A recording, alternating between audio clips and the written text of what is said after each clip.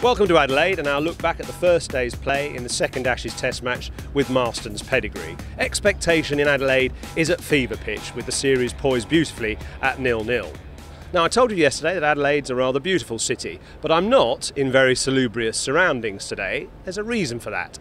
I'm in the outside broadcast compound because what I want to do today is show you how the legendary Channel 9 Kerry Packer's outfit that reinvented the art of covering cricket in the 1980s, I want to show you how they start the day. So follow me inside the truck.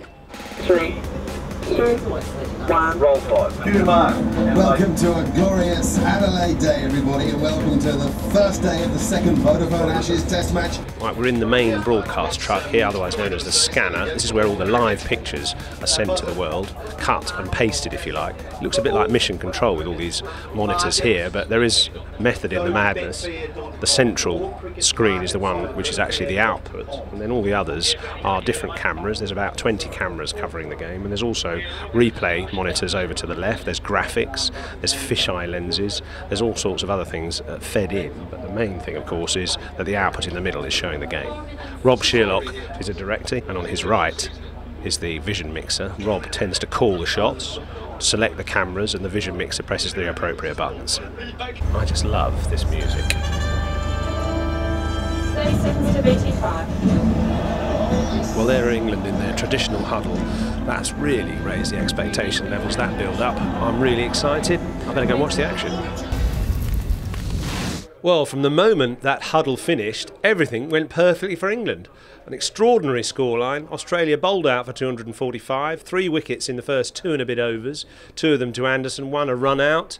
Australia completely at 6s and 7s throughout the day. They just looked uncertain, they looked hesitant, at times they looked inadequate. And Anderson, you have to give a huge amount of credit for those 4 wickets. The first 2 to Clarke and Ponting, here are his Hawkeye deliveries, and you can see how full he bowled to both Clarke and Ponting. The white walls on this pitch map are his wickets, and you can see how he was able to bowl just that bit fuller than either Finn or Stuart Broad.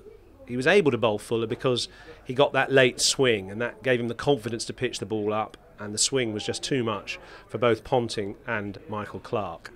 Also, and as I say, England's fielding today was absolutely brilliant. Predatory, amazing catches, everything that was in the air was taken. There were those 2 run-outs executed perfectly too. So the fielding coach must feel absolutely thrilled with England today. 245 all out then. Now I've got Mark Taylor, the former Australian captain, and I thought I'd keep the theme going with Channel 9. He's one of the Channel 9 commentators as well. Mark, I mean, are you shocked about that performance today by Australia? Oh, no, not shocked. Obviously they didn't play as well as they would have liked, but I thought England, as you say, played very well. I think Anderson was terrific. He bowled a lot of balls in the right area, and at the Gabba only a week ago up in Brisbane, he was probably unlucky. He bowled just as well but couldn't find the edge. Here he found the edge.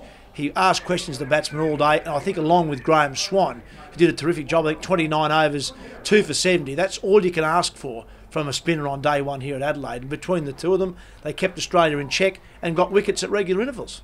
What about the score of 245? You've been out to have a look at the pitch since the start of play. Is that I mean, it's not a very good score, but I mean, what would be par, and what do you see England and making on it? Well, I think 350 is always about par here. Like, there's talk of 500, and every time someone walks out here you get 500. That's not the case. So I can remember playing in a test match here on a really good pitch against India back in about 91, and we made 240. Fortunately, we came out the next day and bowled India out for 220. And then it was game on, and we made a big score and bowled them out on day 5. But Australia are going to have to play very well tomorrow. England have a wonderful opportunity here. If they can play well, post 400 plus, they're obviously right in the driver's seat. But it's up to the Australian bowlers now, and the fielders, as you mentioned. England did well today. They hung onto their catches. They took their 2 run-out chances. Australia have to do that tomorrow.